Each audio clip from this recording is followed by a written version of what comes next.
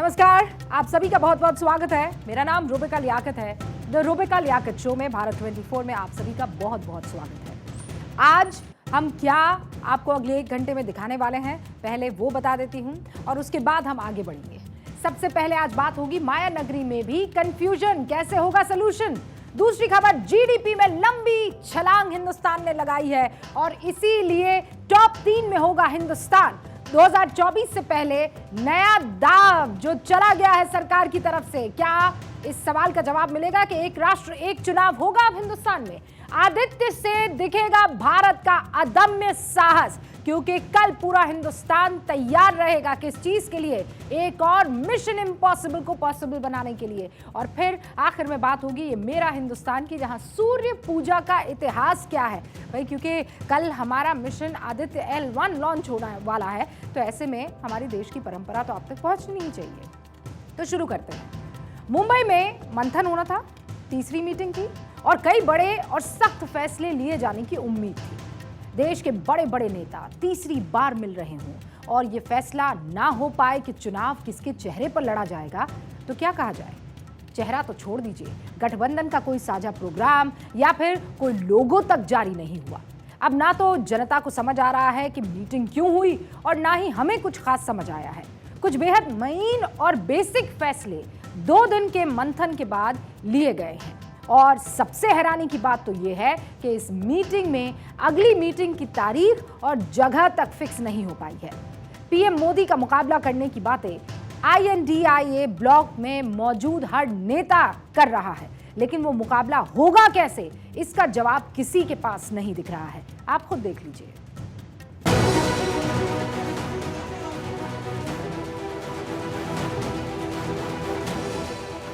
देश की जनता दिन भर एक न्यूज चैनल से दूसरे न्यूज चैनल तक सर्च करती रही। हम खुद दिन भर टकटकी लगाए रहे, मुंबई में अपने परिचितों से फोन पर बात करते रहे। लग रहा था कि इंडिया गठबंधन आएगा तो कुछ बड़ा धमाका करेगा। लगा था कि गठबंधन को कोई संयोजक आज मिल ही जाएगा। लगा था कि इंडिया गठबंधन कोई लोगो आज लॉन्च कर ही देगा। लगा था कि इंडिया गठबंधन सीट शेयरिंग पर कोई खबर देगा। इतनी उम्मीदें थी, लेकिन जो सलामी बल्लेबाज इंडिया गठबंधन ने भेजा, उसी से कुछ कुछ साफ हो गया कि मीटिंग में क्या हुआ और कितना हुआ। ओपनिंग बैट्समैन आए शिवसेना यूबीटी के संजय राउत, जो सिर्फ माहौल बनाकर चलते बने। दूसरे छोर से आए उद्धव ठाकरे के पुत्र आदित्य ठाकरे, जिन्होंने कुछ बेसिक सी बातें बताई और साफ कर दिया कि 2 दिन में कुछ काम हुआ तो सिर्फ टैगलाइन लॉन्च करने का। नंबर 3 पर बल्लेबाजी करने उतरे खुद उद्धव ठाकरे। पुराने अंदाज में ही कुछ बातें बीजेपी के खिलाफ कही और ऐसा आभास कराया कि भविष्य में शायद इंडिया गठबंधन कोई बड़ा फैसला ले पाएगा। मिडिल ऑर्डर में नंबर 4 पर उतरे मल्लिकार्जुन खड़गे। इंडिया गठबंधन की मीटिंग से पहले ही ऐसे कयास लगाए जा रहे थे कि खड़गे को संयोजक बनाने पर मोहर लग सकती है।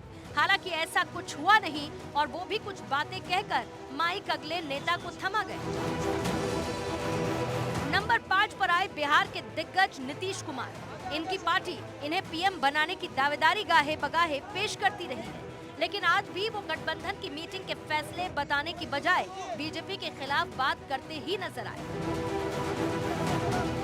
नंबर 6 पर तमिलनाडु के सीएम MK स्टालिन पिच पर उतरे, लेकिन कहने को ज्यादा कुछ था नहीं, तो गठबंधन पर बात करने की बजाय 2024 के चुनावों में जीत का दावा करके ही माइक अगले नेता को थमा गए। इसके बाद दिल्ली के सीएम अरविंद केजरीवाल पिच पर आए। गठबंधन को 140 करोड़ भारतवासियों का समूह बताकर शुरुआत की और अपनी बात खत्म की बीजेपी पर आरोप लगाकर। नंबर 8 पर बिहार से बीमार और बुजुर्ग नेता लालू यादव आए।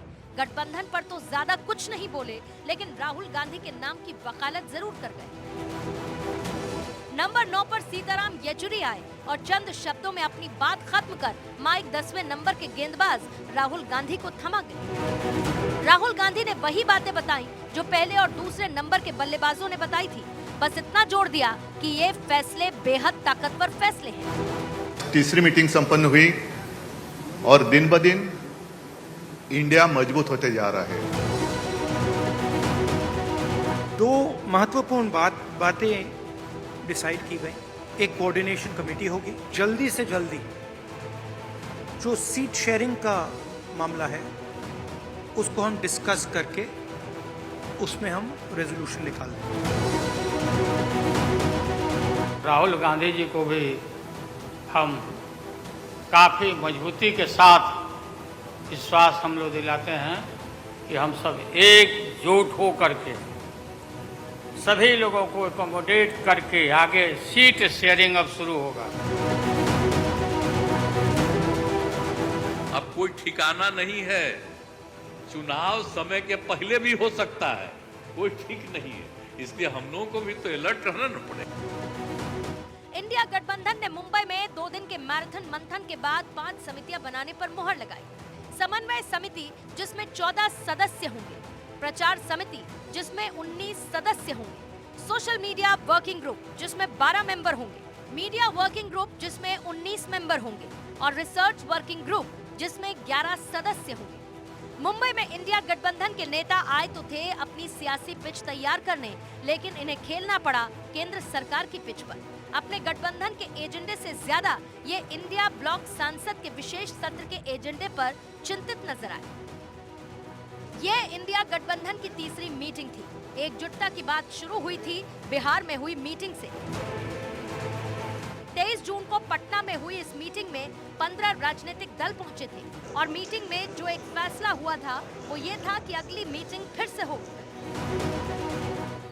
अच्छी मुलाकात हुई है और एक साथ चलने की सहमति हुई है और उसके बाद अगली मीटिंग कुछ ही दिनों के बाद सब पार्टियों की एक और की जाएगी, ताकि उसमें आगे का जो कुछ भी होता है, जो एक साथ तो चुनाव लड़ने के बारे में आज एक सहमति हो ही गई है और सब तरह का सहमति हुआ है।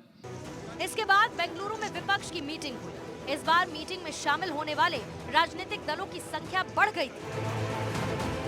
18 और 19 जुलाई को मीटिंग में 26 राजनीतिक दल पहुंचे थे और इस मीटिंग में भी अगली मीटिंग होने की बात ही हुई थी। यह हमारी दूसरी बैठक है और बहुत प्रोडक्टिव काम हुआ आज। देश की आवाज को दबाया और कुचला जा रहा है। ये देश की आवाज के लिए लड़ाई है और इसीलिए ये नाम चुना गया, Indian national developmental inclusive alliance. और तीसरी मीटिंग में क्या निकला वो तो आप जान ही चुके हैं। अब जरा ये भी जान लीजिए कि किस राज्य से कौन से बड़े चेहरे इंडिया गठबंधन की मीटिंग में शामिल रहे। जम्मू कश्मीर से उमर अब्दुल्ला और महबूबा मुफ्ती, पंजाब से आम आदमी पार्टी के नेता भगवंत मान और अरविंद केजरीवाल, उत्तर प्रदेश से अखिलेश यादव और जयंत चौधरी, दिल्ली से अरविंद केजरीवाल, दिल्ली से सोनिया गांधी और राहुल गांधी, बिहार से नीतीश कुमार और लालू यादव, झारखंड से हेमंत सोरेन, पश्चिम बंगाल से ममता बनर्जी और सीपीएम से सीताराम येचुरी, तमिलनाडु से एमके स्टालिन। इंडिया गठबंधन में कांग्रेस और आम आदमी पार्टी को अगर छोड़ दें तो बाकी सभी राजनीतिक दल किसी एक राज्य या फिर एक इलाके में ही ज्यादा ताकतवर हैं। तो वो राज्य कौन कौन से हैं वो भी जान लीजिए। कांग्रेस की इस वक्त कर्नाटक, राजस्थान और छत्तीसगढ़ के अलावा हिमाचल प्रदेश में भी सरकार है। आम आदमी पार्टी की दिल्ली और पंजाब में सरकार है। झारखंड में झारखंड मुक्ति मोर्चा की सरकार है। केरल में लेफ्ट पार्टियों की सरकार है, जबकि बंगाल में टीएमसी की सरकार है। तमिलनाडु में डीएमके की सरकार है, जबकि बिहार में आरजेडी और जेडीयू की साझा सरकार है। यानी कुल 11 राज्यों में इंडिया गठबंधन की सरकारें हैं। इसके अलावा कुछ ऐसे राज्य हैं जहां इंडिया गठबंधन में शामिल दल मजबूत स्थिति में हैं, जैसे उत्तर प्रदेश में समाजवादी पार्टी। हालांकि इंडिया गठबंधन के मुकाबले उन राज्यों की संख्या ज्यादा है जहां बीजेपी और उसके सहयोगियों की सरकार है। उत्तराखंड और उत्तर प्रदेश में बीजेपी की सरकार है। हरियाणा में एनडीए की सरकार है। मध्य प्रदेश और गुजरात में बीजेपी का शासन है। महाराष्ट्र और गोवा में एनडीए की सरकार है, जबकि असम के साथ ही त्रिपुरा, मणिपुर, नागालैंड के साथ ही अरुणाचल प्रदेश में भी बीजेपी और उसके सहयोगियों की सरकारें हैं। कुल 13 राज्यों में एनडीए की सरकारें हैं। कई बड़ी आबादी वाले राज्यों पर इंडिया गठबंधन का कब्जा है, जबकि कई बड़े राज्यों में एनडीए की सरकार है। अब ये आसान शब्दों में समझ लीजिए कि देश की कितनी फीसदी आबादी पर इंडिया गठबंधन का शासन है और एनडीए का शासन देश की कितनी आबादी पर है। इंडिया शासित राज्यों में देश की 48.02% आबादी रहती है, जबकि एनडीए शासित देश के राज्यों में 43.48% आबादी रहती है। आबादी के लिहाज से भारत की बड़ी आबादी पर इंडिया गठबंधन ही राज करता है, लेकिन वोट शेयर में तस्वीर बदल जाती है। जब वोटर लोकसभा के लिए वोट डालता है तो वो राज्यों के चुनावों से अलग सोच होती है। वोट शेयर की बात करें तो इंडिया गठबंधन के पास करीब 38% वोट शेयर और 158 लोकसभा सीटें हैं, जबकि बीजेपी के नेतृत्व में एनडीए गठबंधन के पास 45% वोट शेयर और 341 लोकसभा सीट है। अब लालू यादव ने एक बार फिर राहुल गांधी को नेता बनाने की तरफ इशारा किया है, जबकि एनडीए की तरफ से चेहरा है नरेंद्र मोदी। और 2019 के चुनावों की बात करें तो कांग्रेस के पास सिर्फ 52 लोकसभा सीट थी, जबकि बीजेपी के पास 303 सीटों के आंकड़े तो इंडिया गठबंधन के खिलाफ हैं, जिन्हें बदलने के लिए इस गठबंधन को जनता के बीच पहुंचने के लिए पसीना बहाना पड़ेगा।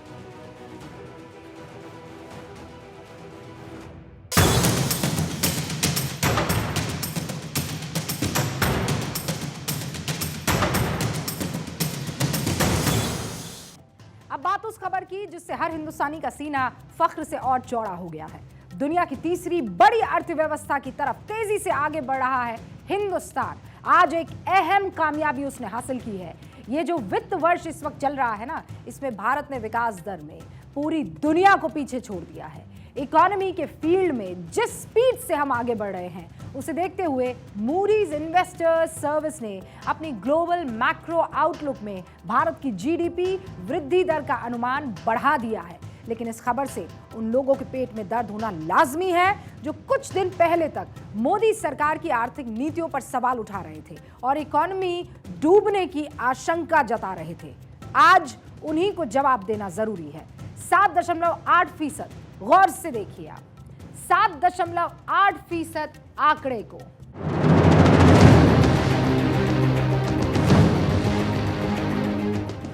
अपने मन में एक लक्ष्य लिए, मंजिल अपनी प्रत्यक्ष लिए, हम तोड़ रहे हैं जंजीरें, हम तोड़ रहे हैं जंजीरें, हम बदल रहे हैं तस्वीरें, हम तोड़ रहे हैं जंजीरें, हम बदल रहे हैं तस्वीरें।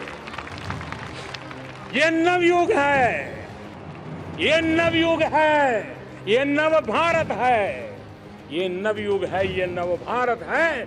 खुद लिखेंगे अपनी तकदीर, हम बदल रहे हैं तस्वीर, खुद लिखेंगे अपनी तकदीर। ये नवयुग है, नव भारत है।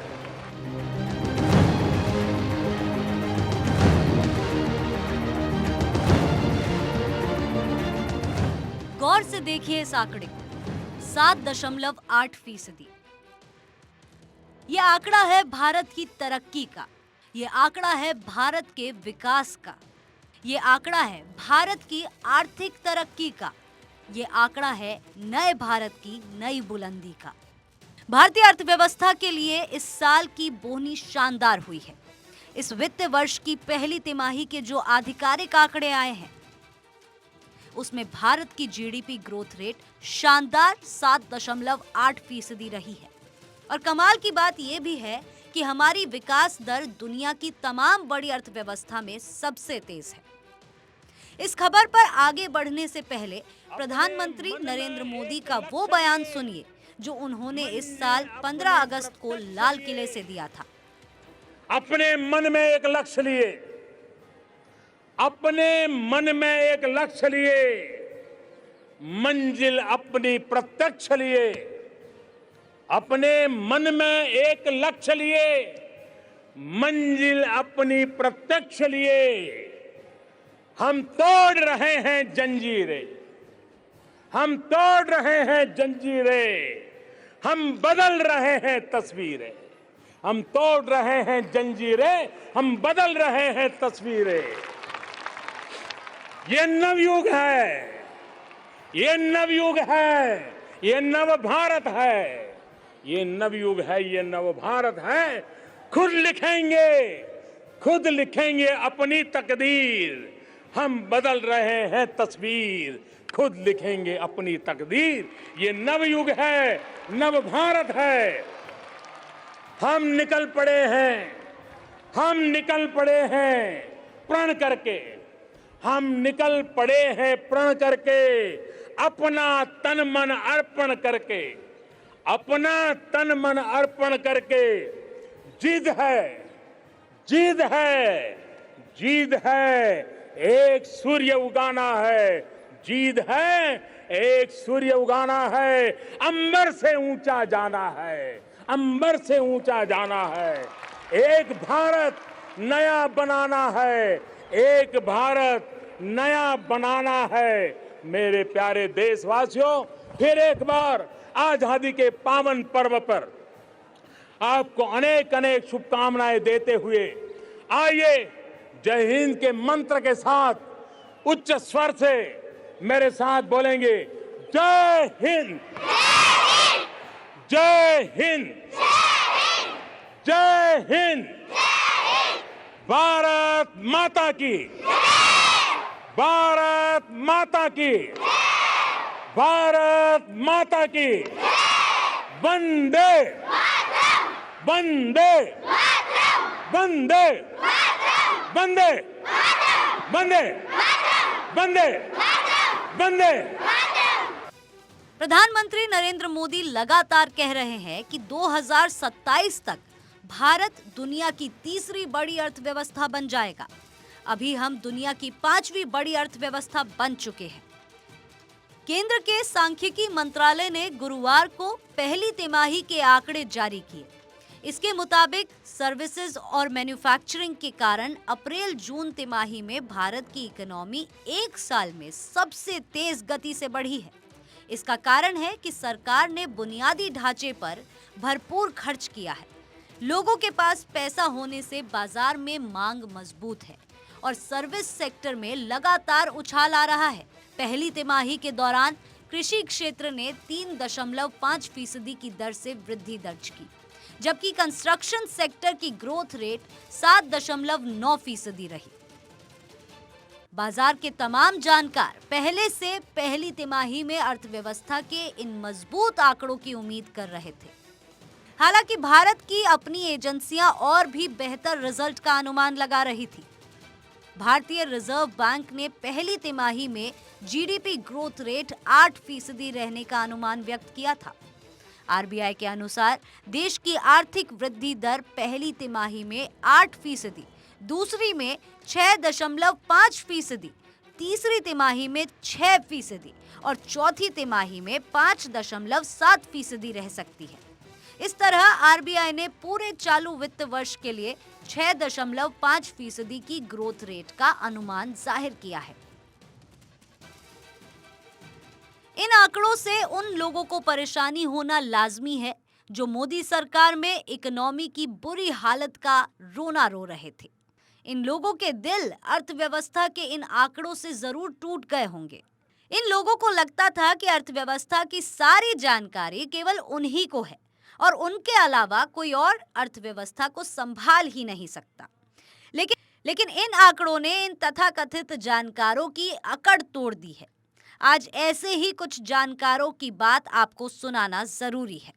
इन लोगों ने जो भविष्यवाणियां की थी, अर्थव्यवस्था की हालत खस्ता होने का जो अंदाजा लगाया था, आज इकोनॉमी की तस्वीर बिल्कुल उल्टी है। मोदी सरकार के बीते 9 सालों में हमारा देश दुनिया का ग्रोथ इंजन बन गया है। जब 2014 में नरेंद्र मोदी प्रधानमंत्री बने थे, प्रधानमंत्री नरेंद्र मोदी लगातार कह रहे हैं कि 2027 तक भारत दुनिया की तीसरी बड़ी अर्थव्यवस्था बन जाएगा। अभी हम दुनिया की 5वीं बड़ी अर्थव्यवस्था बन चुके हैं।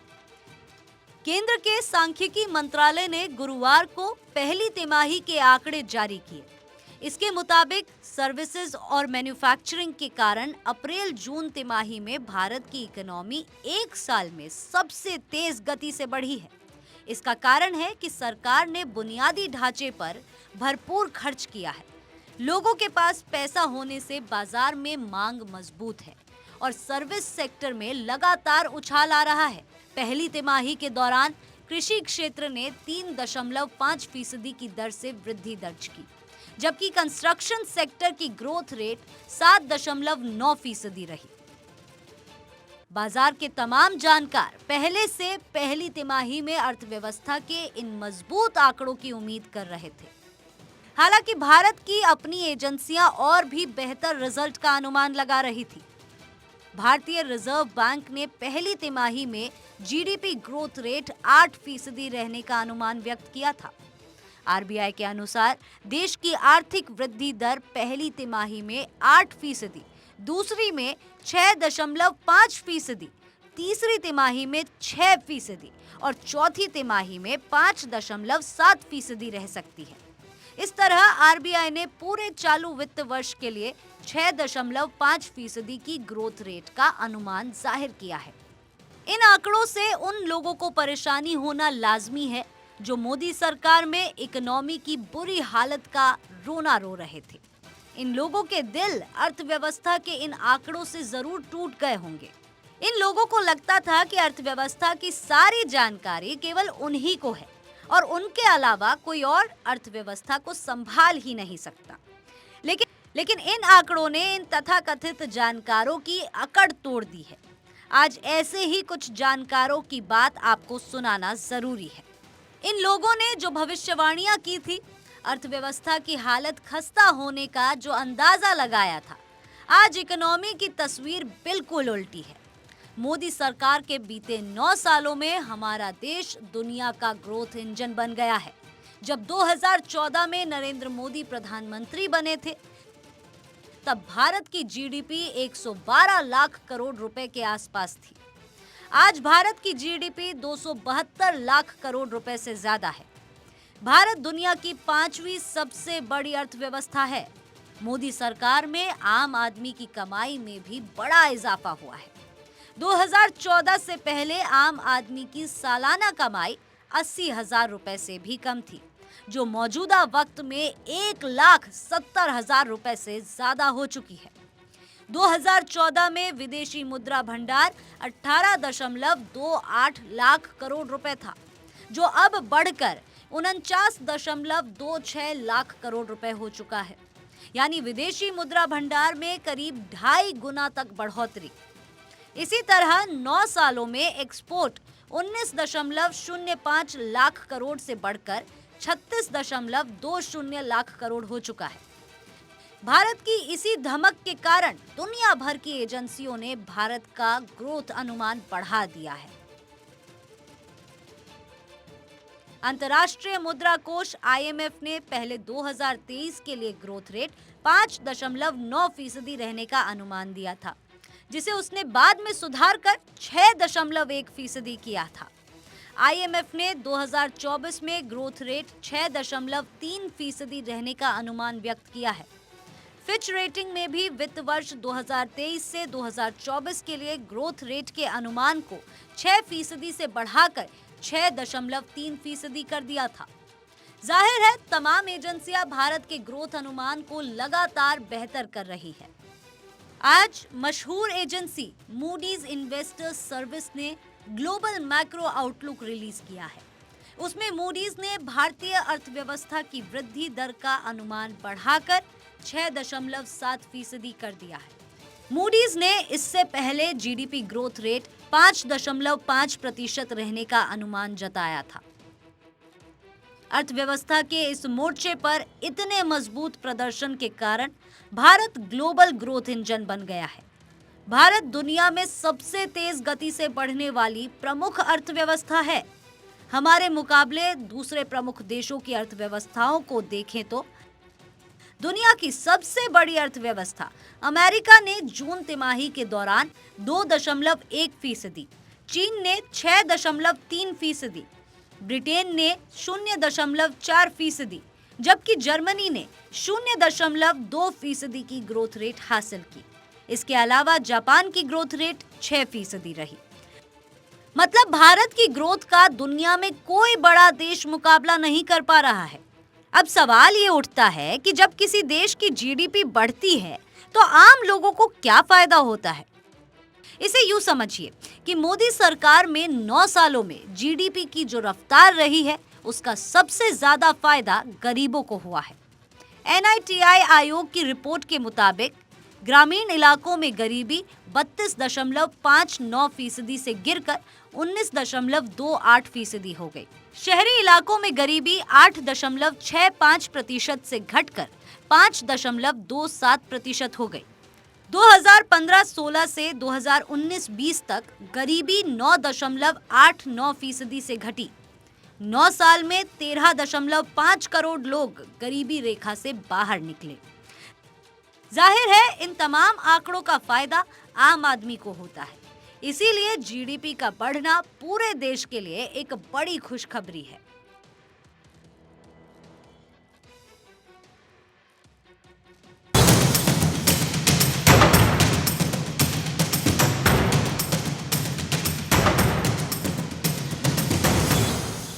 वहां मुंबई में इंडिया ब्लॉक बैठक करने पहुंचा। दूसरी तरफ बीजेपी की तरफ से एक ऐसा नैरेटिव आगे बढ़ाया गया जिसने पूरी महफिल को लूट लिया। वो कहते हैं ना, तैयारी किसी ने की, फायदा कोई और उठाकर चला गया। केंद्र सरकार ने संसद का विशेष सत्र बुलाया और बोतल से एक देश एक चुनाव का जिन्न बाहर आ गया। और ये वो जिन्न है जो देश के जनमानस को बहुत प्रभावित करने वाला है, क्योंकि एक देश एक चुनाव के लिए पिच तो प्रधानमंत्री नरेंद्र मोदी बहुत पहले से तैयार कर रहे हैं। 15 अगस्त 2019 को उन्होंने लाल किले से एक देश एक चुनाव की वकालत कर दी थी और इसीलिए एक देश एक निशान एक प्रधान की अपार सफलता के बाद बीजेपी ने एक देश एक चुनाव का नया कार्ड विपक्ष के सामने फेंकने की तैयारी कर ली है। हालांकि हम आपको एक बार फिर बता देना चाहते हैं कि सरकार ने साफ नहीं किया है कि एक देश एक चुनाव ही विशेष सत्र की वजह है, लेकिन इसी चर्चा के बहाने आज आपके लिए यह जानना जरूरी है कि आखिर ये एक देश एक चुनाव चीज क्या है, एक देश एक चुनाव माने क्या है।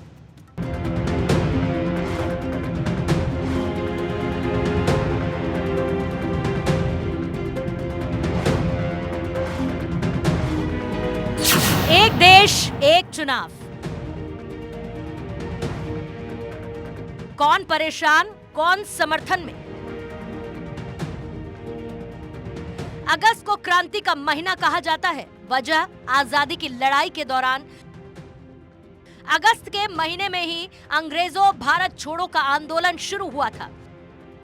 ऐसे में इस अगस्त के महीने की आखिरी तारीख यानी कि 31 अगस्त को केंद्र सरकार ने संसद का विशेष सत्र बुलाने का ऐलान कर दिया। इस ऐलान के साथ ही एक मुद्दे पर सबसे ज्यादा चर्चा होने लगी और वो था एक देश एक चुनाव। लेकिन सवाल यह है कि सरकार ने तो विशेष सत्र बुलाया है, फिर चर्चा एक देश और एक चुनाव की क्यों हो रही है? इसका जवाब हम आपको देंगे, लेकिन उससे पहले आपको ये बताते हैं कि एक देश एक चुनाव का मतलब है क्या। एक देश एक चुनाव का मतलब है कि लोकसभा यानी आम चुनाव और सभी राज्यों की विधानसभा यानी विधायकों का चुनाव एक साथ करवाना। इसका मतलब यह है कि पहले सभी राज्य की विधानसभा और देश की लोकसभा को एक साथ भंग किया जाएगा और फिर चुनावों की घोषणा होगी। हर आदमी को 2 वोट डालने होंगे, एक विधायक चुनने के लिए और दूसरा सांसद। विधायक राज्य में सरकार चुनेंगे और सांसद देश की सरकार चुनेंगे। अब आप पूछेंगे कि भाई इससे क्या फायदा होगा, वो भी बता देते हैं। मौजूदा चुनावी परिस्थिति में भारत में हर 6 महीने पर कोई ना कोई राज्य में चुनाव होते रहते हैं। बीते 3 साल का ही कैलेंडर आप देख लीजिए। 2021 में मार्च अप्रैल में 5 राज्य पश्चिम बंगाल, असम, तमिलनाडु, केरल और पुडुचेरी में चुनाव हुए। 2022 में फरवरी मार्च में 5 राज्य उत्तर प्रदेश, उत्तराखंड, पंजाब, मणिपुर और गोवा में चुनाव हुआ। फिर नवंबर दिसंबर में गुजरात और हिमाचल प्रदेश में विधानसभा चुनाव हुआ। 2023 फरवरी में त्रिपुरा, मेघालय और नागालैंड में विधानसभा चुनाव हुए। फिर मई में कर्नाटक में विधानसभा चुनाव हुए और अब नवंबर दिसंबर में मध्य प्रदेश, राजस्थान, तेलंगाना, छत्तीसगढ़ और मिजोरम में चुनाव होने हैं। यानी हर कुछ महीने बाद चुनाव होने की वजह से आदर्श आचार संहिता प्रभाव में आ जाती है। इसके कारण केंद्र सरकार कोई भी नई योजना शुरू नहीं कर पाती, उसे आचार संहिता हटने का इंतजार करना पड़ता है और इन सब की वजह से विकास का काम रुक जाता है। साथ ही अलग अलग राज्य में अलग अलग वक्त पर चुनाव करवाने में जो पैसे खर्च होते हैं वो अलग। 2019 में लोकसभा चुनाव करवाने में चुनाव आयोग को करीब 6,000 करोड़ रुपए खर्च करने पड़े, जबकि कर्नाटक विधानसभा चुनाव करवाने में चुनाव आयोग को करीब 511 करोड़ की लागत आई। अगर विधानसभा और लोकसभा का चुनाव एक साथ हो तो विधानसभा चुनाव का खर्च कम हो जाएगा। चुनाव आयोग को सिर्फ एक्स्ट्रा पैसे ईवीएम और वीवीपैट के लिए खर्च करने होंगे, यानी एक खर्च से चुनावों का झंझट कम। वन नेशन वन इलेक्शन सिर्फ एक चर्चा का विषय नहीं है, बल्कि ये भारत की जरूरत है। हर कुछ महीने में भारत में कहीं न कहीं बड़े चुनाव हो रहे होते हैं। इससे विकास के कार्यों पर जो प्रभाव पड़ता है उसे आप सब भली भांति जानते हैं। ऐसे में वन नेशन वन इलेक्शन पर गहन अध्ययन और मंथन आवश्यक है। लेकिन इन तमाम फायदों के साथ ही एक देश एक चुनाव को लेकर कुछ चिंताएं भी हैं। मसलन एक साथ चुनाव करवाने से राष्ट्रीय पार्टियों का फायदा होगा, राष्ट्रीय मुद्दों पर चुनाव लड़ा जाएगा, स्थानीय मुद्दों पर बात कम होगी। कई बार एक बड़े चेहरे के कारण राज्यों का चुनाव प्रभावित हो जाएगा। हालांकि इन चिंताओं का जवाब प्रधानमंत्री नरेंद्र मोदी पहले ही दे चुके हैं, लेकिन चिंताएं ऐसी हैं जिसका समाधान सियासी है, जवाब से काम नहीं चल पा रहा है। अभी तो कमेटी रचाया गया है, कमेटी रचाने के बाद इसका कमेटी का रिपोर्ट आएगा, कमेटी का रिपोर्ट पब्लिक डोमेन में चर्चा होगा। अगर पार्लियामेंट में जब आता है पार्लियामेंट में चर्चा होगा। पार्लियामेंट प्रबुद्ध है, भारत देश का प्रजाप्रभुत्व एकदम मैच्योर्ड है, प्रबुद्ध प्रजाप्रभुत्व है, उसमें चर्चा होगा। इतना घबराने का क्या बात है। अभी नया नया जो विषय आता है देश के हित में, उसका तो चर्चा तो करना चाहिए। कि लोकसभा, विधानसभा और अन्य सभी प्रकार के इलेक्शन को एक साथ हम आयोजित करें। एक बेहतरीन पहल हुई है। यह न केवल विकास के लिए बल्कि लोकतंत्र की समृद्धि और लोकतंत्र की स्थिरता के लिए, जो प्रत्येक नागरिक के जीवन में खुशहाली लाएगा, उसके लिए यह एक अभिनंदनीय पहल है। वन नेशन वन इलेक्शन ये बहुत ही सही इस प्रकार का प्रस्ताव है। देश में लगातार चुनाव चलते रहते, आधा श्रम ये चुनाव में चला जाता है, कहीं ना कहीं आचार संहिता चुनाव की लगती है तो उसके कारण भी काम डिरेल हो जाते हैं। वन नेशन वन इलेक्शन के कारण 5 साल की खुली स्लेट रहेगी, पैसा भी बर्बाद नहीं होगा और रिफॉर्म्स की प्रोसेस भी अच्छे तरीके से चलेगी। किसी असेंबली के अंदर सरकार गिर जाती है, सरकार इत्मीनान खो देती है, कॉन्फिडेंस खो देती है, तो आप क्या करेंगे? ये संभव नहीं है। प्रधानमंत्री किस तरीके से करेंगे उसका ब्लूप्रिंट सामने आना चाहिए। विपक्ष के साथ बैठ के बात करनी चाहिए कि प्रधानमंत्री ने, भारत सरकार ने इस मामले में क्या सोच रखा है। ये केवल संविधान में संशोधन राज्यसभा और लोकसभा में हो जाए उसके संबंध में राज्यों को भी स्वीकृति देनी पड़ेगी। प्रधानमंत्री जी पहले से कहते आए हैं कि वन नेशन वन इलेक्शन, यहाँ तक कि law commission, election commission of India, इन लोगों ने समय समय पर इस बात को दोहराया है। इस देश में 1967 तक लोकसभा और विधानसभा के चुनाव एक साथ होते आए, उसके बाद से ये क्रम बदल गया। तो ये बहुत ही स्वागत योग्य कदम है। उसकी रिपोर्ट का इंतजार करना चाहिए और केंद्र की सरकार फिर कैसे आगे बढ़ती है उस रिपोर्ट पर ही सब कुछ निर्भर करेगा। वन नेशन वन इलेक्शन का जो सिलेक्टिव लीग किया जा रहा है ये कॉन्स्टिट्यूशनली नहीं हो सकता, ये अनकॉन्स्टिट्यूशनल है। फेडरलिज्म भारत के संविधान के बेसिक स्ट्रक्चर का हिस्सा है। बीजेपी के पास राज्यसभा में मेजोरिटी नहीं है, कॉन्स्टिट्यूशनल अमेंडमेंट होगा, क्यों स्टेट्स तैयार होंगे? तो हम एजेंडा तो डिसाइड होगा जब स्पीकर साहब के पास मीटिंग होगी या मोदी सरकार बताएगी एजेंडा ही होगा। आप सिर्फ स्पेशल सेशन कह रहे हैं, तो हमको इतना ही कहना है इस बारे में बस। ये तो रही चिंता और समर्थन की बात, लेकिन अब आते हैं सबसे पहले सवाल पर कि आखिर ये एक देश एक चुनाव की बात आई कहां से? सरकार ने तो सिर्फ विशेष सत्र बुलाया है, एजेंडा तो बताया ही नहीं। तो इसकी वजह है प्रधानमंत्री नरेंद्र मोदी का वो बयान जो उन्होंने साल 2019 में लाल किले की प्राचीर से दिया था। यही एकमात्र वजह नहीं है। विशेष सत्र के ऐलान के साथ सरकार ने एक देश एक चुनाव पर चर्चा के लिए एक समिति भी बनाने का ऐलान कर दिया है। इस समिति का अध्यक्ष पूर्व राष्ट्रपति रामनाथ कोविंद को बनाया गया है। रामनाथ कोविंद अब हर पार्टी से बात करके एक देश एक चुनाव की संभावनाओं को तलाशेंगे। वन नेशन वन इलेक्शन को लेकर बनी कमेटी के अध्यक्ष पूर्व राष्ट्रपति रामनाथ कोविंद ने बीजेपी अध्यक्ष जेपी नड्डा से मुलाकात भी की और इसीलिए चर्चा का बाजार और गर्म है। हालांकि ऐसा नहीं है कि देश में एक देश और एक चुनाव कोई नई बात है। साल 1967 तक देश में एक साथ ही राज्य विधानसभा और लोकसभा के चुनाव होते थे, लेकिन इसके बाद लोकसभा को तय वक्त से पहले भंग कर दिया गया। कई राज्य विधानसभा अपना कार्यकाल पूरा नहीं कर पाई और धीरे धीरे चुनावों के वक्त बदल गए। ऐसे में एक और सवाल आपके मन में होगा कि चलो एक बार फिर से लोकसभा और विधानसभा के चुनाव साथ में करवा भी लिए गए तो फिर ऐसे हालात हो जाएंगे कि कोई विधानसभा पहले भंग हो जाएगी, कभी लोकसभा पहले भंग हो जाएगी, यानी फिर कुछ सालों बाद अलग अलग चुनाव होने लगेंगे।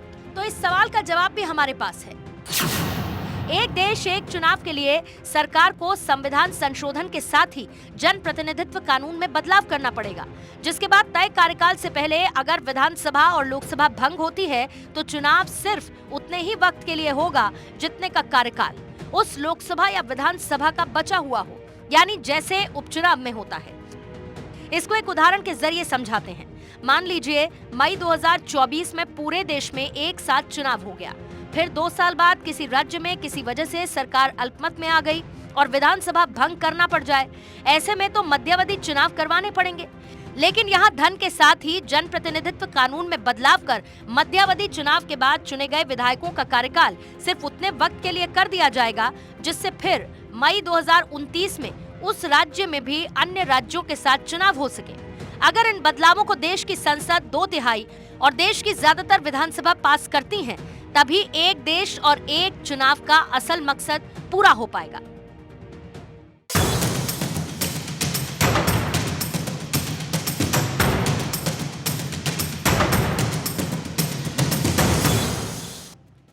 आप जानते हैं भारत दुनिया का एकमात्र देश है जहां जीवन का लेखा जोखा सूर्य की दशा को देखकर तय किया जाता है।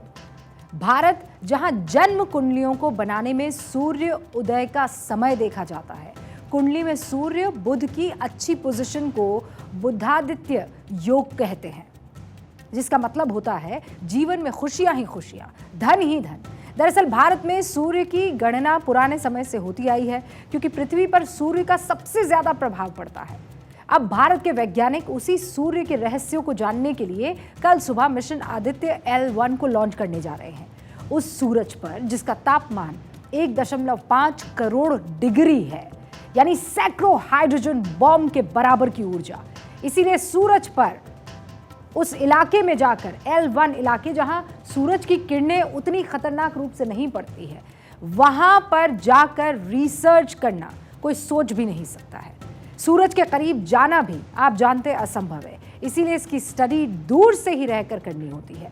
इस मिशन से क्या फायदा होगा, ये मिशन भारत के लिए कितना बड़ा मील का पत्थर साबित होगा, हम आपको ये बताएं, लेकिन उससे पहले कितनी बार सूर्य के पास जाने का प्रयास किया जा चुका है वो जान लीजिए। सारे सवालों के जवाब अब आपके सामने हैं।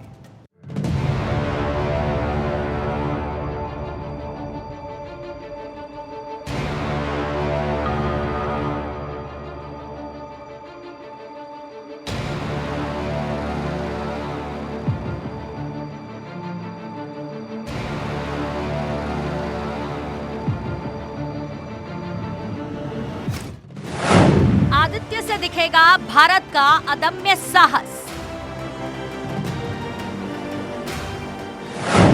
ईस्ट न वेस्ट, इंडिया का सूर्यान सबसे बेस्ट।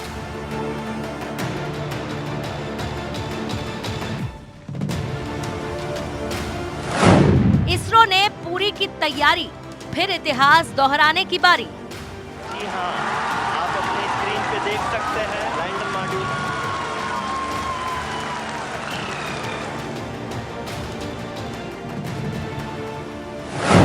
शुभ हुए मंगल और चंद्रयान, आदित्य देगा सब समाधान। भारत जिसने पूरी दुनिया को जीरो दिया, वो भारत जिसके जीरो ने चांद तारों पर जाना आसान किया, वो भारत फिर से अपने उसी रंग में रंगने लगा है जिसके लिए भारत जाना जाता था। वो भारत फिर से विज्ञान में झंडे गाड़ने लगा है। पहले भारत ने चंद्रमा के दक्षिण पोल पर तिरंगा लहराया, अब वक्त सूरज के रहस्यों से पर्दा उठाने का है आया। आदित्य L1 एक ऐसा सूर्य मिशन जिसकी मदद से सूर्य के बारे में अधिक से अधिक जानकारी जुटाई जाएगी, जिसकी तैयारियां लगभग पूरी हो चुकी हैं। इसरो चीफ एस सोमनाथ ने आदित्य L1 मिशन के लॉन्च से पहले तिरुपति के चेंगलम्मा परमेश्वरी मंदिर में पूजा अर्चना की। पूजा के बाद पत्रकारों से बात करते हुए इसरो चीफ ने कहा, आज आदित्य L1 की उल्टी गिनती शुरू हो चुकी है। Rocket and satellite is ready. We completed the rehearsal for the launch.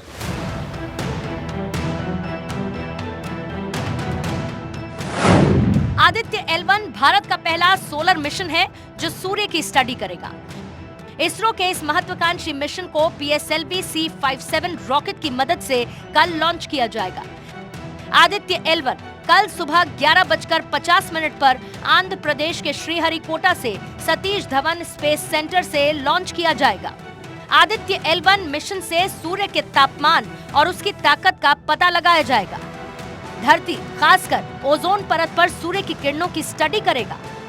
अंतरिक्ष में मौसम की गतिशीलता का अध्ययन करेगा। आदित्य L1 मिशन का बजट करीब 400 करोड़ रुपए है। Sir, we have achieved soft landing on the moon. India is on the moon. तालियों की गड़गड़ाहट से सुन सकते हैं कि हफ्ते में दिन कितने होते हैं? सवाल अटपटा लगेगा क्योंकि जवाब सभी जानते हैं। 7 दिन, सोमवार, मंगलवार, बुधवार, गुरुवार, शुक्रवार, शनिवार, रविवार। और हिंदुस्तान ने ठान लिया है कि हर दिन के हिसाब से इसरो का एक सफल अभियान होगा ताकि हमारे लिए भी ज्यादा दिक्कत ना हो। सोमवार को हम चंद्रयान की सफलता पर बात करें, मंगलवार को मंगलयान की सफलता पर बात करें, बुधवार को बुध ग्रह मिशन पर बात करें। मतलब हर दिन के हिसाब से एक सफल अभियान। और ये बातें बस कहने के लिए नहीं है। चंद्रयान 3 की सफलता के साथ ही हमारे वैज्ञानिक जिस तरह से अगले मिशन पर लग गए, ऐसा लगा कि मानो सफलता का जश्न मनाने में हमारे वैज्ञानिक वक्त नहीं गंवाने वाले। अभी अंतरिक्ष की कई गुत्थियों को सुलझाना उनका असल मकसद है और इसीलिए प्रधानमंत्री नरेंद्र मोदी ने इसरो के अगले लक्ष्य का ऐलान चंद्रयान 3 की सफलता के तुरंत बाद कर दिया। It's very important because sun plays an important role in the future of the Earth. I think Earth is all because of sun.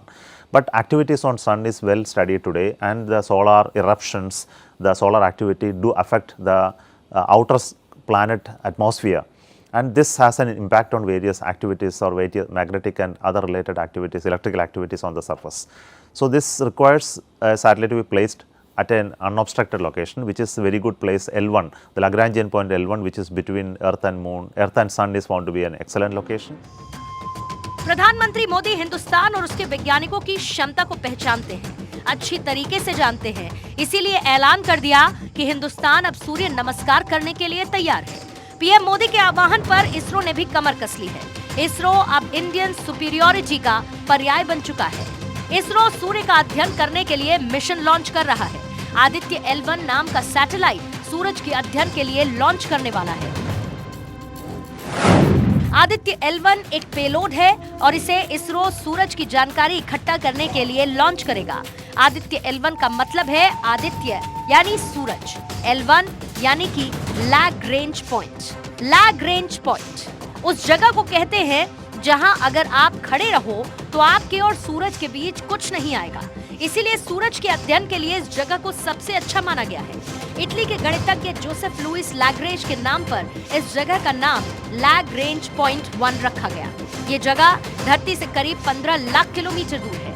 तो करना यह है कि इसरो आदित्य L1 को लॉन्च करेगा, जिसके बाद ये आदित्य 4 महीने का सफर तय करेगा। इस दौरान आदित्य का रास्ता क्या होगा ये आपको दिखाते हैं। जब आप किसी दोस्त के घर जाते हैं तो एक तय रास्ता होता है ना कि इस गली से होकर अपने दोस्त के यहाँ जाना है, तो आदित्य के लिए रास्ता तय है। इसको वैज्ञानिक ट्रैजेक्टरी कहते हैं, ये उनकी भाषा है। आप ये समझिए कि आदित्य का 15 लाख किलोमीटर का रास्ता क्या होगा। आदित्य पहले धरती के 4 चक्कर लगाएगा, उसके बाद सीधा एक छलांग लगाएगा और पहुंच जाएगा L1 के पास। द रूबिका लियाकत शो में आज के लिए बस इतना ही। अब मुझे इजाजत दीजिए, कल आपसे मुलाकात होगी द रूबिका लियाकत शो में नहीं, मोदी, मुल्क और मुसलमान में। देखते रहिए भारत 24।